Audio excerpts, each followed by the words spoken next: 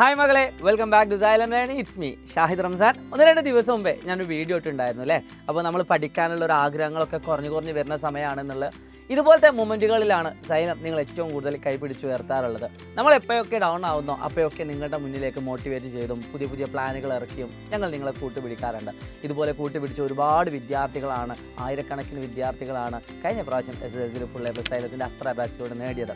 പ്രിയപ്പെട്ട മക്കളെ, ഇപ്പോൾ ഞാൻ വന്നിരിക്കുന്നത് അസ്ത്ര ബാച്ച് കൂടെ തന്നെ നമുക്ക് പ്രധാനപ്പെട്ടത് തന്നെയാണ് യൂട്യൂബ് ക്ലാസ്സുകൾ ഫോളോ ചെയ്യുന്ന കുട്ടികൾ. രണ്ടുപേരും നമുക്ക് ഇമ്പോർട്ടൻ്റ് ആണ്, ഒരേപോലെ തന്നെയാണ്. എന്നാൽ നിങ്ങൾക്ക് വേണ്ടിയിട്ട് ഒന്നുകൂടി ഡീപ്പായിട്ട് നമ്മൾ റിവൈസ് ചെയ്യാനും നമ്മുടെ യൂട്യൂബിലെ ക്ലാസ്സുകളൊക്കെ എന്ന് തുടങ്ങുന്നൊക്കെ നിങ്ങൾക്ക് ഡൗട്ടുകളുണ്ടാവും. സോ അതിന് വേണ്ടിയിട്ട് ഒരു കൃത്യമായുള്ള സ്റ്റഡി പ്ലാൻ പറയാൻ വേണ്ടി തന്നെയാണ് നാളെ വൈകിട്ട് കൃത്യം 7:30 ഞങ്ങൾ നിങ്ങളുടെ മുന്നിലേക്ക് എത്തുന്നത്. അപ്പോൾ വീഡിയോയിൽ പോകുന്നതിന് മുമ്പ് നിങ്ങൾ ആദ്യമായിട്ടാണ് ചാനൽ കാണുമെങ്കിൽ സബ്സ്ക്രൈബ് ചെയ്യാൻ മറക്കരുത്. ചെറിയൊരു കഥ പറഞ്ഞുതരാം. കഥ ഇങ്ങനെയാണ്. ഒരിക്കലൊരു യാത്രക്കാരൻ അദ്ദേഹം ബസ്സിൽ നിന്ന് ഇറങ്ങിയിട്ട് ഇങ്ങനെ നടന്നു വരികയാണ്. അദ്ദേഹത്തിന് ട്രെയിൻ കയറിയിട്ടാണ് യാത്ര ചെയ്യേണ്ടത്.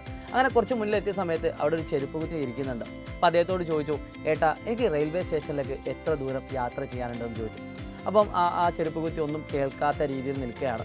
അങ്ങനെ ഇദ്ദേഹം വിചാരിക്കുകയാണ്, ഇനി ഞാൻ പറഞ്ഞത് കേൾക്കാത്തത് കൊണ്ടാണോ അദ്ദേഹം ഒന്നും റീപ്ലൈ തരാത്തത്, ഒന്നുകൂടി ഉറക്കെ ചോദിച്ചേക്കാമെന്ന് കരുതി. അങ്ങനെ രണ്ടാമതും ഇതേ ചോദ്യം റിപ്പീറ്റ് ചെയ്തു, ഏട്ടാ എനിക്ക് റെയിൽവേ സ്റ്റേഷനിലേക്ക് എത്ര ദൂരം യാത്ര ചെയ്യാനുണ്ട്. രണ്ടാമതും ഈ ചെരുപ്പ് കുത്തി ഒന്നും തന്നെ പറഞ്ഞിട്ടില്ല, മിണ്ടാതിരുന്നു. മൂന്നാമത് അല്പം ദേഷ്യത്തോടു കൂടി, ഇനി ഞാൻ പറഞ്ഞത് മനസ്സിലാവാത്ത ഭാഷൻ്റെ പ്രശ്നമാണോന്ന് അറിയില്ല, എന്നാൽ ഒന്നുകൂടി ചോദിച്ച് നോക്കാമെന്ന രീതിയിൽ അദ്ദേഹം ഒന്നുകൂടി ചോദിക്കുകയാണ്, ഏട്ടാ ഇവിടുന്ന് റെയിൽവേ സ്റ്റേഷനിലേക്ക് എത്ര ദൂരം യാത്ര ചെയ്യാനെന്ന് ചോദിച്ചു. അപ്പോഴും അദ്ദേഹം മിണ്ടാതെ തന്നെ നിൽക്കുകയാണ്. അങ്ങനെ അദ്ദേഹം ചോദ്യം നിർത്തി നേരെ മുന്നോട്ട് നടന്നു. ഒരു 10-20 മീറ്ററോളം മുന്നോട്ട് പോയ സമയത്ത് ഈ ചെരുപ്പ് കുത്തി അദ്ദേഹത്തെ വിളിച്ചു, ഏട്ടാ ഒന്ന് നിൽക്കുമെന്ന് ചോദിച്ചു, ഒന്ന് വരാമോ എന്ന് ചോദിച്ചു. അപ്പോൾ അദ്ദേഹം അടുത്തേക്ക് പോവുകയാണ്. ഇവിടുന്ന് റെയിൽവേ സ്റ്റേഷനിലേക്ക് ഏകദേശം 10 മിനിറ്റ് യാത്ര ചെയ്യാനുണ്ടെന്ന് പറഞ്ഞു. അപ്പോൾ ഇയാൾ അത്ഭുതത്തോടു കൂടി നോക്കുകയാണ്. അപ്പോൾ അല്പം ദേഷ്യം ഉള്ളിലുണ്ട്. അപ്പോൾ അദ്ദേഹം ചോദിച്ചു, സ്വാഭാവികമായിട്ട് ഈ ചോദ്യം വരുന്നതാണ്, ഞാൻ 3 തവണ നിങ്ങളോട് ചോദിച്ചു, എന്നിട്ടൊന്നും നിങ്ങൾ എന്തുകൊണ്ടാണ് എനിക്ക് റീപ്ലൈ തരാത്തതെന്ന് ചോദിച്ചു. അപ്പം അദ്ദേഹം കൊടുത്തൊരു മറുപടി ഉണ്ട്, നിങ്ങൾ എത്ര വേഗത്തിലാണ് നടക്കുന്നത് എന്ന് എനിക്ക് മനസ്സിലായാൽ മാത്രമേ എത്ര ദൂരം നിങ്ങൾ യാത്ര ചെയ്യണം അല്ലെങ്കിൽ എത്ര സമയം നിങ്ങൾ യാത്ര ചെയ്യണം നിങ്ങൾക്ക് പറയാൻ പറ്റുള്ളൂ. അപ്പോൾ നിങ്ങൾ നടക്കാൻ കാത്തിരിക്കായിരുന്നു എന്നാണോ അദ്ദേഹം കൊടുത്ത മറുപടി.